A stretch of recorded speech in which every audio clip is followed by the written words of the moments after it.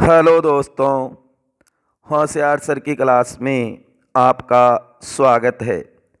आज हम बात करेंगे भारत के इतिहास की।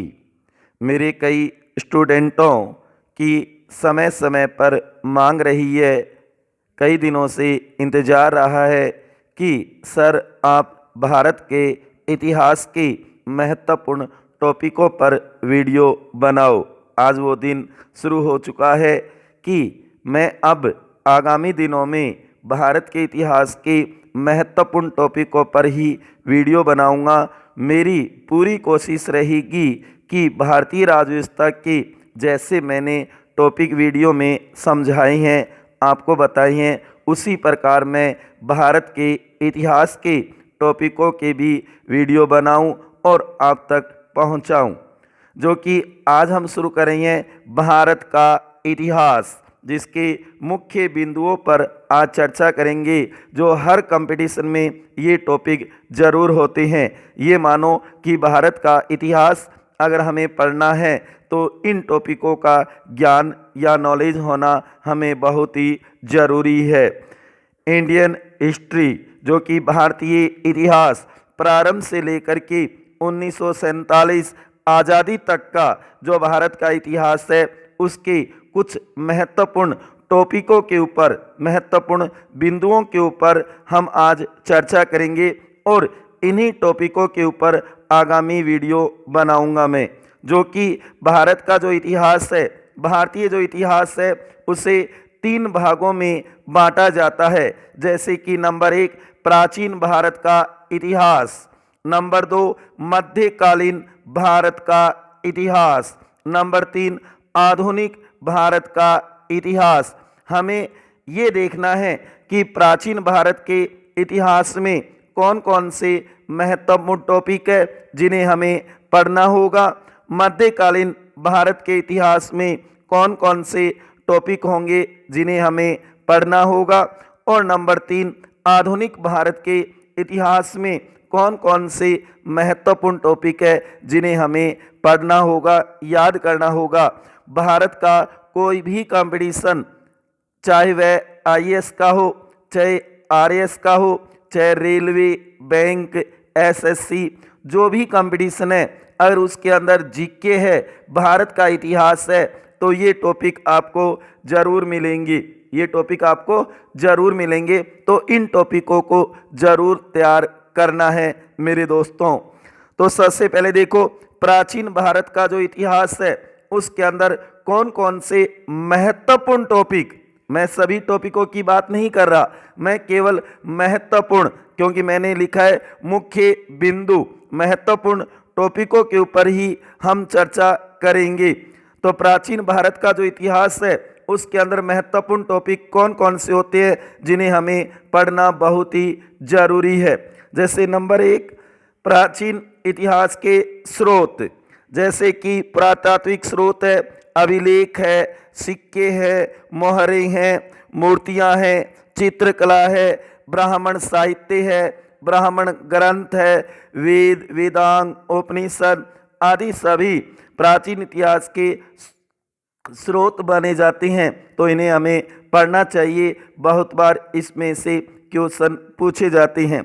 नंबर 2 अति महत्वपूर्ण भारतीय सभ्यता, संस्कृति एवं समाज, जिसके अंदर सिंधु घाटी या हड़प्पा सभ्यता, नंबर 2 वैदिक संस्कृति या वैदिक या आर्य सभ्यता, ये दोनों सभ्यता या संस्कृति पढ़ना बहुत ही जरूरी है। भारत के इतिहास का ये मानो पहला महत्वपूर्ण टॉपिक सिंधु घाटी सभ्यता और वैदिक संस्कृति ही माना जाता है, जो हर कंपटीशन में ये टॉपिक जरूर मिलता है जहां भारत का इतिहास होगा।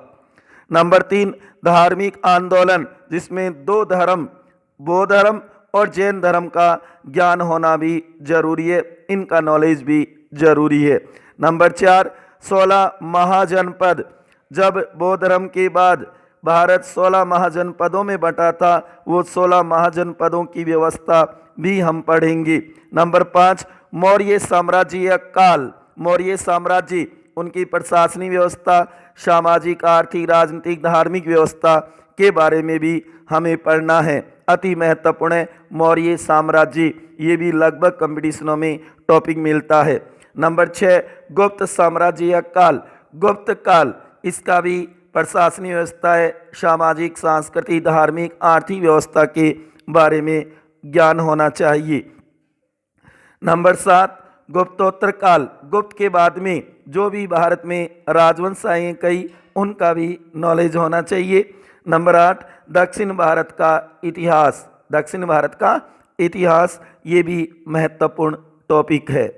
तो ये 8 महत्वपूर्ण बिंदु प्राचीन भारत के इतिहास से जुड़े हुए हैं, जो हम प्राचीन भारत के इतिहास टॉपिक में पढ़ेंगे इन सभी चैप्टरों को।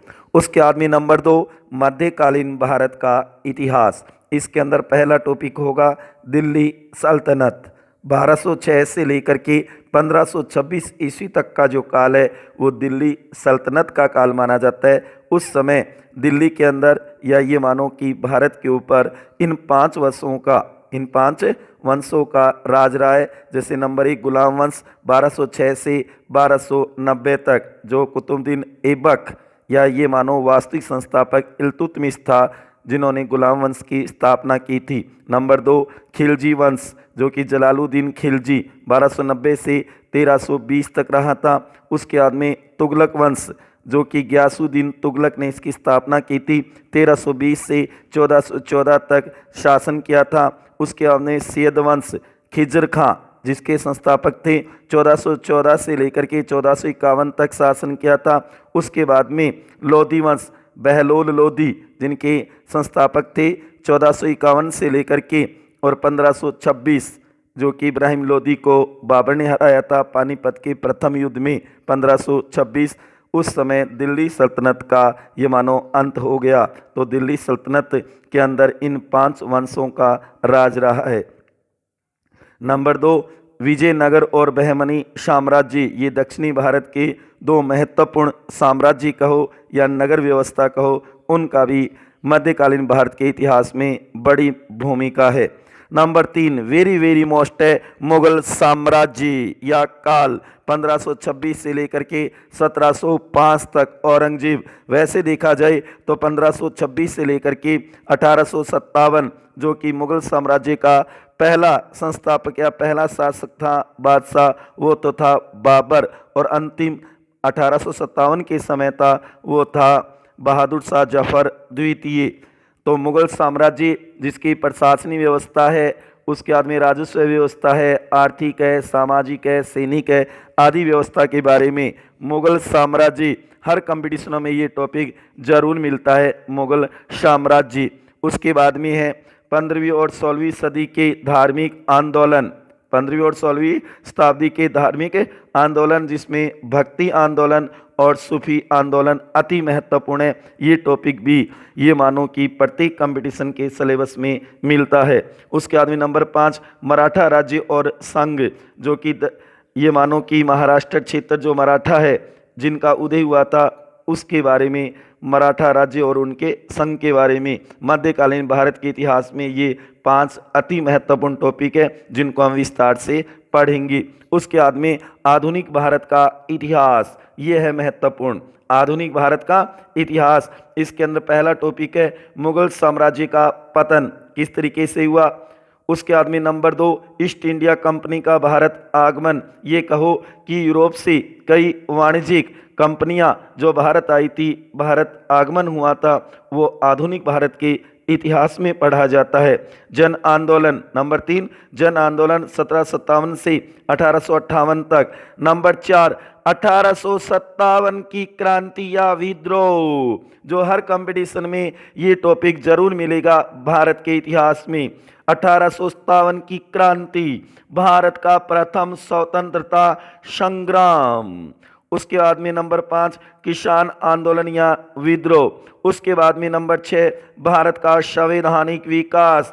1773 रेगुलेटिंग एक्ट से लेकर के 1947 तक भारत का प्रथम स्वतंत्रता या स्वाधीनता अधिनियम। नंबर 7 भारतीय राष्ट्रीय आंदोलन, ये है अति महत्वपूर्ण टॉपिक दोस्तों जो हर कंपटीशन में मिलता है, जो कि भारत का राष्ट्रीय आंदोलन, जो 3 चरणों में बांटा जाता है। प्रथम चरण 1885 से 1905 तक उदारवादियों का कालिया युग कहलाता है, जिसमें गोपाल कृष्ण गोखले, फिरोज शाह मेहता, दादा भाई नौरोजी, सुरेंद्रनाथ बैनर्जी, राणा डे जैसे व्यक्ति प्रमुख थे। दूसरा चरण, द्वितीय चरण 1905 से लेकर के 1919 तक उग्रवादियों का कालिया युग कहलाता है, जिसमें लाल पाल बाल अरविंद घोष जैसे प्रमुख नेता थे। तीसरा चरण अति महत्वपूर्ण है, तृतीय चरण, जो हर कंपटीशन में और हमें भारत के नागरिक होने के नाते इसका नॉलेज होना भी जरूरी है। 1919 से 1947 तक गांधी युग के नाम से जो जाना जाता है, यह भारतीय राष्ट्रीय आंदोलन। तो इन टॉपिकों के ऊपर मैं आगामी दिनों में वीडियो बनाऊंगा, जिसके अंदर भारत का इतिहास होगा। आज हमने ये मानो कि भारतीय इतिहास के सिलेबस के ऊपर चर्चा की है। ये महत्वपूर्ण टॉपिक हर कंपटीशन में जरूर मिलेंगे, चाहे वो आईएएस का हो, चाहे वो रेलवे हो, बैंक हो, एसएससी हो, या ये मानो कि टीचिंग लाइन से संबंधित जो भी कंपटीशन है, उसके अंदर अगर भारत का इतिहास है तो इनमें से टॉपिक जरूर मिलेंगे। जो कि प्राचीन भारत का इतिहास है, उसमें अति महत्वपूर्ण होगा सिंधु घाटी या ये कहो हड़प्पा कालीन सभ्यता। उसके बाद में नंबर 2 वैदिक संस्कृति या ये कहो वैदिक या आर्य सभ्यता, मौर्य साम्राज्य, गुप्त साम्राज्य। उसके बाद में मध्यकालीन भारत के इतिहास में होगा मुगल साम्राज्य, भक्ति आंदोलन, सूफी आंदोलन।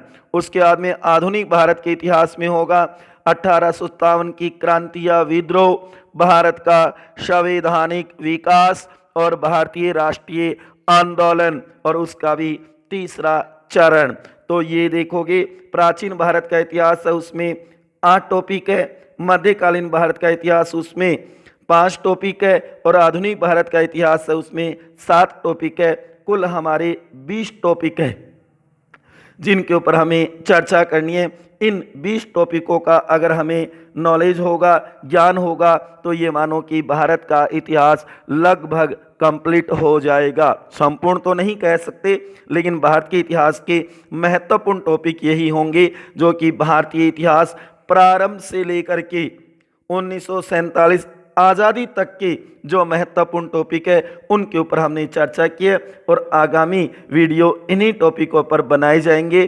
तो अंत में यही कहूँगा, सदा खुश रहो, सदा हंसते रहो, सदा मुस्कुराते रहो। मिलेंगे अगले वीडियो में इसी के साथ दोस्तों, धन्यवाद।